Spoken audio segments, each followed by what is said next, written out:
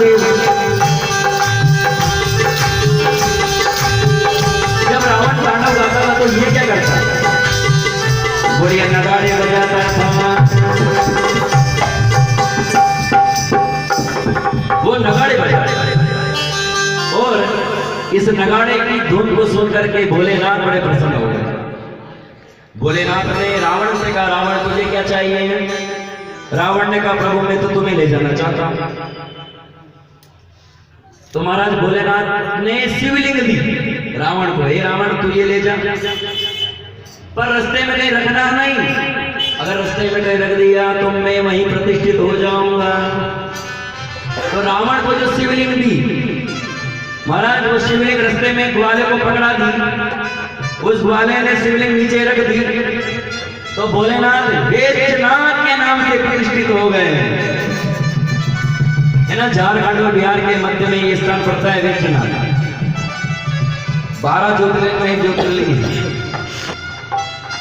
अब बाणासुर की बारी है। बाणासुर ने कहा, प्रभु 2 हाथ से मुझे मजा नहीं आवे नगाड़े बजाने में।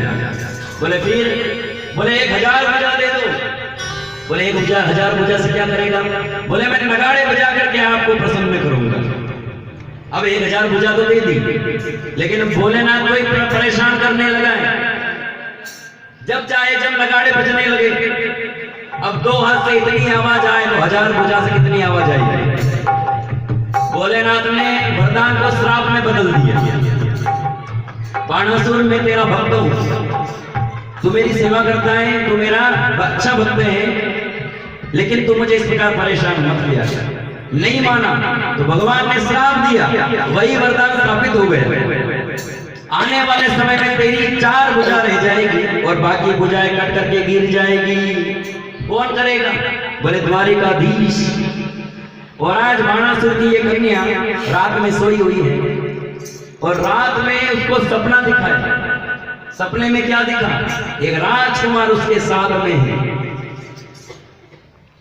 सुबह उसकी सहेली आई चित्रलेखा। चित्रलेखा ने उषा को उठा दिया। उषा जैसे ही उठी तो राजकुमार रहे कुछ भी नहीं। उषा ने कहा कि तूने मुझे जगा दिया, मैं तो एक राजकुमार के साथ थी और तूने मुझे आकर के जगा दिया। चित्रलेखा ने कहा, कौन राजकुमार था?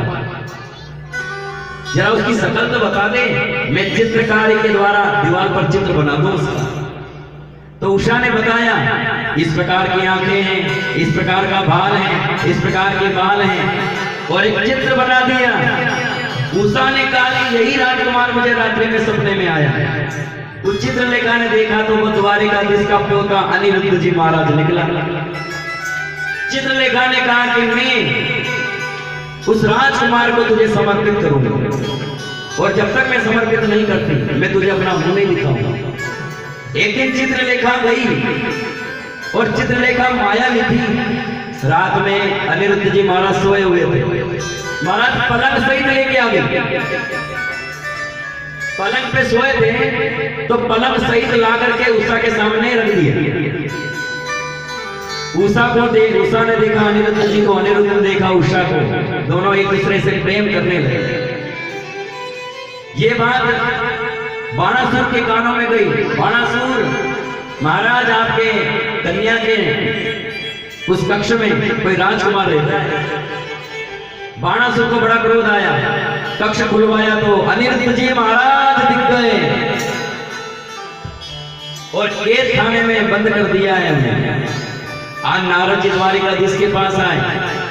द्वारिकाधीश, आपके पोते को बाणासुर ने बंद कर दिया है और अब तो युद्ध करना पड़ेगा।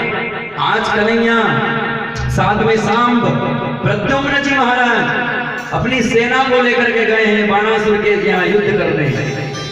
और बाणासुर की तरफ से युद्ध करने कौन आया है? साक्षात भोलेनाथ, कार्तिक भगवान, गणपति।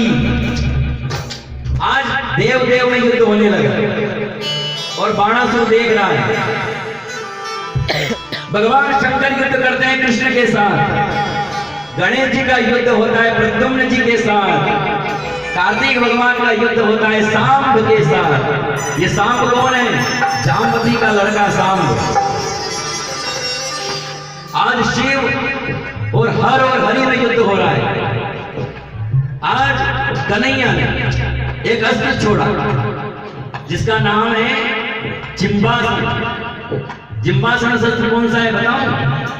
जिसके छोड़ने से जंबा याद आती है, उबासी आने लग जाए। तो वो शस्त्र किस पे छोड़ा है? भोलेनाथ पर छोड़ दिया।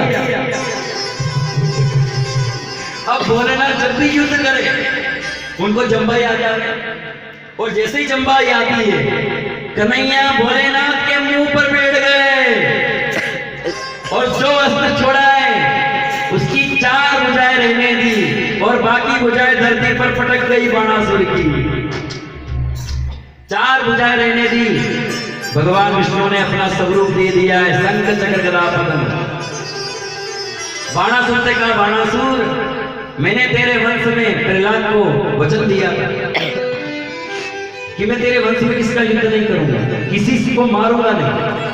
तो बाणासुर तू भी उसी वंश में जन्म लिया है, इसलिए मैंने तुझे मारा नहीं। अभी तो मैंने तुझे अपना स्वरूप दे दिया, तुझे चतुर्भुज बना दिया है, चतुर्भुज। बाणासुर को बड़ा पश्चाताप।